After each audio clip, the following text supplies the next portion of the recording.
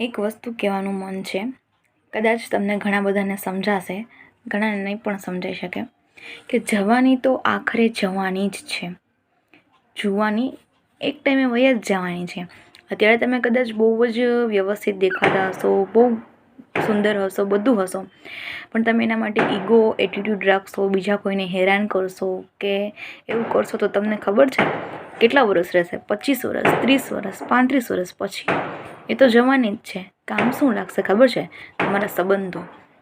જો તમે નિસ્વાર્થ ભાવે કોઈ સાથે સારો સંબંધ રાખ્યો હશે તો એ કામ લાગશે.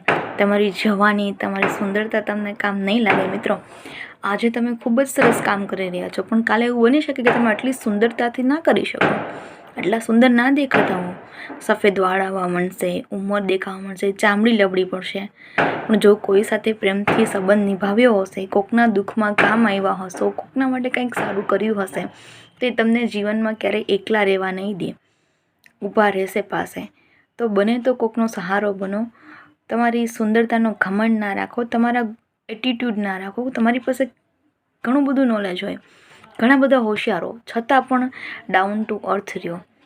કેમ કે જે ખરેખર બીજા માટે એકદમ પ્યોર હોય છે ને, એના માટે આખી દુનિયા નતમસ્તક થઈ શકે છે. પણ જે ખરેખર પોતે જ કંઈક છે, એમ સમથિંગ માને છે, એ લોકો ક્યારેય આગળ નથી વધી શકતા. હા, સેલ્ફ લવ છે ને તમે સેલ્ફ લવમાં એમ કહો am something, M beautiful, M amazing, M wonderful, M confident, એ બધું ઓકે છે. પોતાની જાત માટે ચોક્કસ કહો યાર, પોતે એવી રીતના રહ્યો. આપણી સેલ્ફ રિસ્પેક્ટ બહુ જ એમપી છે. કોક આપણી સેલ્ફ રિસ્પેક્ટને હેરાન કરે છે તો આપણે એની સાથે એવું કરી શકીએ, પણ દરેક વ્યક્તિ માટે તો ના કરી શકીએ ને. સેલ્ફ રિસ્પેક્ટ જરૂરી છે, પણ કોકને દુઃખી કરવા માટે નહીં.